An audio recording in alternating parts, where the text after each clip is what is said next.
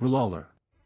Rulalar, alternatively known as the Lord of Light, is a deity widely worshipped on the continent of Essos. The Lord of Light has been described as a fire god, and its clergy, fire priests, as his worship centers around fire and light. He is also known as the Red God, the Heart of Fire, and the God of Flame and Shadow. The faith of the Lord of Light is the majority religion in several of the free cities, most notably Bravos, Mir, Lis and Volantis, and extends to Ashai in the distant east. Worship of the Lord of Light is almost unheard of in Westeros. Beliefs. The religion of the Lord of Light is centered on belief in the existence of two deities, in the words of Melisandre, a god of light and love and joy, and a god of darkness, evil, and fear, eternally at war. Rulalar is the god of fire, which provides light, heat, and life, and struggles against darkness, cold, and death, represented by an opposing deity, the Great Other. Due to the dualistic worldview of this religion, its more fanatical followers believe the Lord of Light is the one true God, and all other gods from other religions, the old gods of the forest, the seven-faced god, the drowned god, etc., are demons and false idols that must be cast down and burned. The Lord of Light's worship involves the idolization of fire and light. Shadows are important too, as they are created by light. The religion is very focused on prophecy, and on ecstatic visions that are received through communion with the flames. Melisandre claims to receive visions about the future from the Lord of Light by staring into fires. Unlike the religions of the old gods in the north or the drowned god of the Iron Islands, the faith of the Lord of Light is stated to possess several holy texts, similar to the faith of the Seven. While the faith of the Seven believes in 7 heavens and 7 hells, this religion states that the current world that everyone lives in now is considered to be hell, the only hell, but the Lord of Light will save his faithful adherents from this darkness. The followers of the Lord of Light also believe in the coming of a chosen warrior to combat the coming darkness, the prince that was promised, who is prophesied to be reborn amidst smoke and salt and wield the sword Lightbringer. Practices. Most of the worship practices of the Lord of Light involve fire. This can range from simple bonfires, to some extreme cases advocating the sacrifice of non-believers by immolation. The symbol of the Lord of Light is a fiery heart. The religion is led by the Red Priests, though both men and women can join the priesthood. In temples of the Lord of Light, Red Priests conduct bonfires and sing prayers each night, beseeching the Lord of Light to bring back the dawn. The common prayer of the followers of the Lord of Light begins, "The night is dark and full of terrors," followed by the response line, "Lord, cast your light upon us." When interacting with each other, Red Priests tend to speak High Valyrian and greet each other with the traditional Valyrian exchange Vala Morgulis/Vala Dohiris, although this probably has more to do with the cultural background of most Red Priests than the religion itself. History. Game of Thrones, Season 1. The Red Priest Thuras was a prominent member of King Robert Baratheon's court before Robert's death. Game of Thrones, Season 2. Melisandre, a Red Priestess of the Lord of Light, has installed herself at the Dragonstone court and has won the trust of King Stannis Baratheon. Under her influence, Stannis has converted to the Lord of Light's religion. She believes that Stannis is the chosen servant of the Lord of Light who will destroy his enemies with the flaming sword Lightbringer. She also wins over many converts among Stannis' household, including Mathos Seaworth, though his father Davos remains skeptical. Stannis has also taken the Flaming Heart, the symbol of the Lord of Light, as part of his personal sigil. At a ceremony on the beach under the castle, Melisandre burns sacred religious artifacts from the faith of the Seven, icon statues representing the seven-faced god, despite Maester Cressen's objections. Later, he tries to poison Melisandre by tainting his own cup of wine with the Strangler and sharing it with her. As he lies dying, Melisandre reveals she is unaffected by the poison due to the protection of the Lord of Light. Melisandre later seduces Stannis, promising to give him a son. She does become pregnant, but not with a human child. After the failed parley with Renly, she gives birth to a monstrous shadow creature in the caves below Renly's camp. Kaith is also a follower of the Red God, though she does not appear to be a Red Priestess. Jaqen H'ghar, a faceless man, refers to the Red God as an aspect of the God of Death. He tells Arya that she has stolen 3 deaths from the Red God, himself, Rorge, and Biter, likely because she had saved them from a death by fire. However, none of the assassinations performed thereafter are done by fire, leaving Jaqen's reasons for naming the Red God unclear, though it may refer to the blood shed often in killing. Game of Thrones, Season 3. Beric Dondarrion, along with the members of the Brotherhood without banners, has converted to the religion of the Lord of Light. Dondarrion has died 6 times since he was sent to fight Gregor Clegane, and each time, Thuras has brought him back by praying to the Lord of Light. Melisandre reveals that Thuras of Myr was first sent to the Seven Kingdoms to convert Robert to the Lord of Light's religion. Thuras admits he failed, rather unapologetically.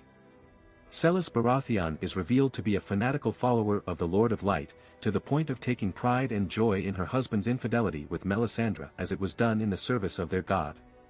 Game of Thrones, Season 4. Melisandre sacrifices 3 members of Stannis' household for their adamant refusal to tear down their idols, of the 7, Axel Florent among them. Despite being her brother, Queen Celis watches the sacrifice with ecstatic delight, convinced she has seen their souls emerge from the bonfires and be taken by the Lord of Light. Later, Melisandre instructs Stannis' and Celis' daughter, Shireen, on their religion, as Celis believes the child is too stubborn and fears for her soul. Melisandre assures Shireen that her uncle Axel is in a better place now, though the child remains unconvinced, so the Red Woman tells her the faith of the 7 and the 7-pointed star is but a fable. There are only 2 gods, eternally at war, a god of light and love and joy, R'hllor, and a god of darkness, evil, and fear. Shireen asks whether there are 7 heavens and 7 hells, and Melisandre claims there is only one hell, the one they are living in right then and there, the life before death.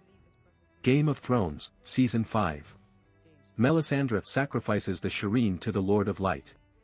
She believes that sacrificing Shireen's life, which contains the power of a king's blood, will grant them the Lord of Light's favor, who in return will aid them in their time of need by lifting the blizzard.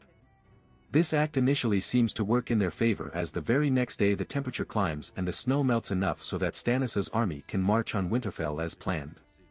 However, it is discovered that half of his forces deserted in the night and Celis, who had a change of heart when her daughter was being sacrificed and tried to stop it, unlike before when her brother was being sacrificed, has since hanged herself. Stunned by these developments, Melisandre flees back to Castle Black while Stannis presses on toward Winterfell where he is ultimately defeated in battle. Game of Thrones, Season 6. After returning to Castle Black, Melisandre drops her glamour in a moment of privacy, revealing her true form as a withered, ancient woman. Later, at Davos's urging, she prays for Jon Snow to be brought back to life. She is astonished to see that he is brought back, and tries to grill him about what he saw. Melisandre now believes that Jon, not Stannis, is the prince that was promised. Tyrion arranges a meeting with Kinvara, High Priestess of the Red Temple of Volantis and possibly one of the highest ranking of R'hllor's clerics. She firmly believes that Daenerys Targaryen is the prince that was promised. Varys is more skeptical, being suspicious of any practitioners of magic, and points out that Melisandre had already declared Stannis Baratheon to be the prince, only for him to be defeated twice. Kinvara says that while the Lord of Light has a plan, the humans following him do occasionally make errors. Kinvara then assures Tyrion that she will send the preachers and priests best suited to the task at hand. On the eve of the Battle of the Bastards, Jon asks Melisandre not to bring him back should he die again. Melisandre states that the Lord of Light is the one who brought him back and that she is just a conduit for his will. Thus, she makes it clear she wants to at least try, but will accept it if the Lord only wanted to bring Jon back the once. Game of Thrones, Season 7. Thuras proves R'hllor's power, or at least the existence of magical visions, to the Hound when he witnesses a vision in flames, of the Wall, Eastwatch by the Sea, and the Whites. During the White Hunt, Sandor sees a mountain in the distance that he states is the same he saw within the flames. Eventually they find themselves being attacked by a white snow bear and Thuras is injured. Though his wound is cauterized, he later dies during the frigid night while the group of men are seeking refuge in the center of a frozen lake, surrounded by the Night King's army of the dead. With Thuras now deceased, Beric is now aware that if he dies again, there will be no priest to bring him back to life. Game of Thrones, Season 8. Melisandre prays to R'hllor in High Valyrian to assist Winterfell in the Battle of Winterfell. After the first prayer, the Arroks of the Dothraki cavalry catch on fire, and after the second, the trench around Winterfell is lit. After the battle, Davos ponders on the Lord of Light with Tyrion, expressing his frustration with how the Lord has apparently fucked off after defeating the White Walkers for him. Tyrion tells Davos that he would probably do better not thinking too much on the subject. Behind the scenes. There is some confusion between R'hllor and the god of death, a god worshipped by the faceless men in Sirio Pharaoh. It stems from a piece of dialogue spoken by Jaqen Hagar, both in the books and in the television show, in which he refers to the god he worships, presumably the god of death, as he is a faceless man, as the red god, that is, R'hllor. Later, solely in the show, the words Vala Morgulis and Vala Dohiris, which in the books are used by faceless men, are used once between worshippers of R'hllor.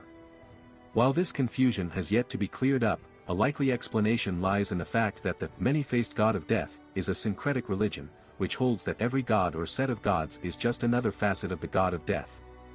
Appropriately to this interpretation, a statue of a fiery heart can be seen amongst the other statues in main sanctuary of the House of Black and White, which was admittedly not seen until much later in the series. The name R'hllor was first used in the TV series in the Season 3 episode, The Climb, in an exchange between Melisandre and Thuras of Myr in High Valyrian. However, the name was misspelled in the English subtitles as R'hllor, as this was the first time in the show that the proper name R'hllor was given. The impression was created that this was the proper High Valyrian rendering of it, or that the spelling had been changed for the series. Language creator David J. Peterson explained in Twitter that this was simply a typo. Peterson also explained on his blog that R'hllor is a word from the language of ASOIAF, far off in the east of Essos where the religion originated.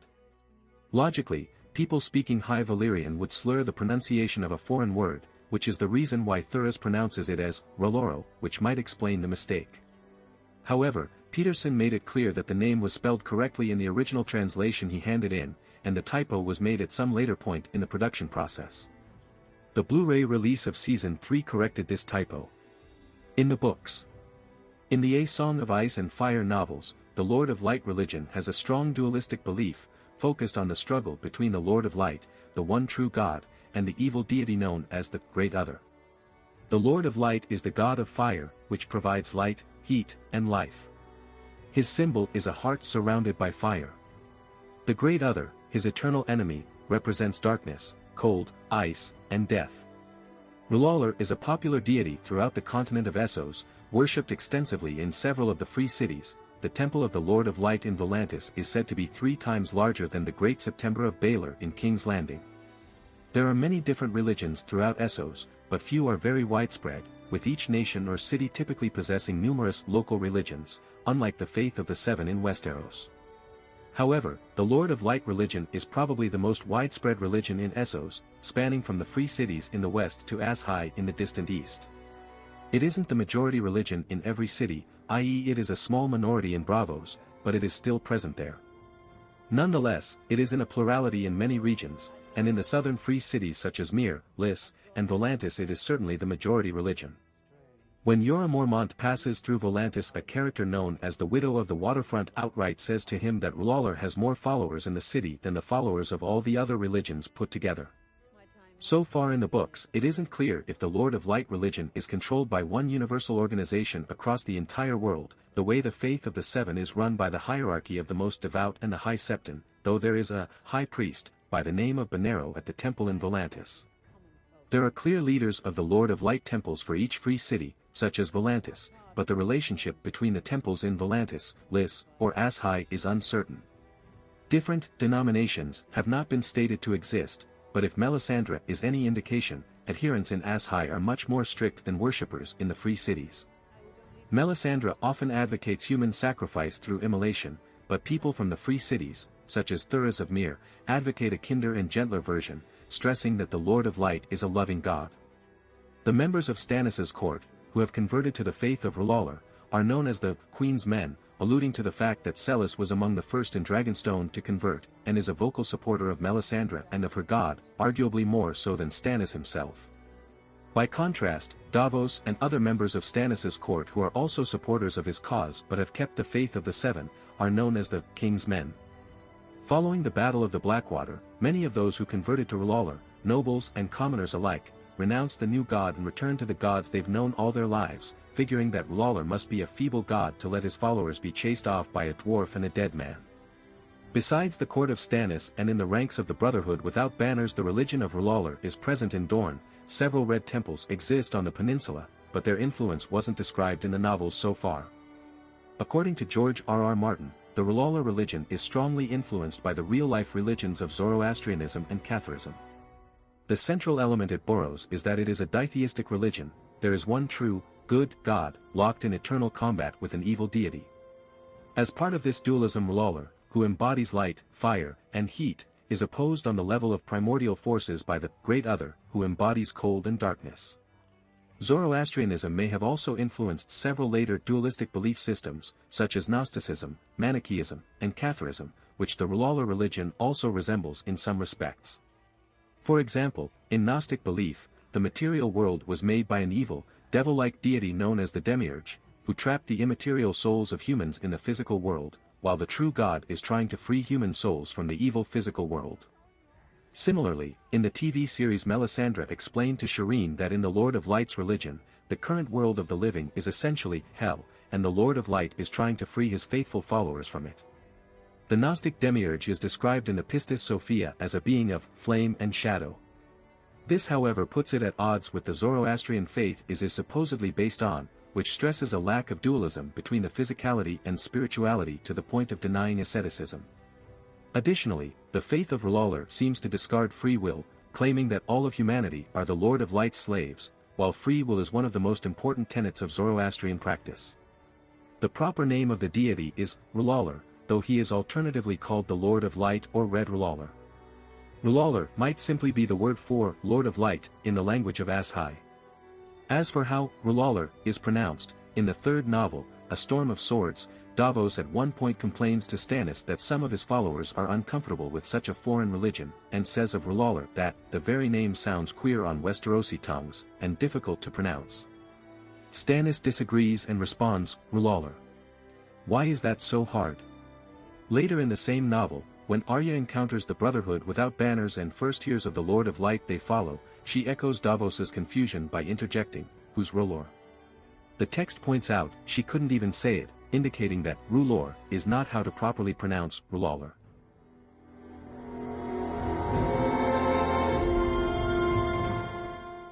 If you like this content, don't forget to like and subscribe. See you later, bye bye.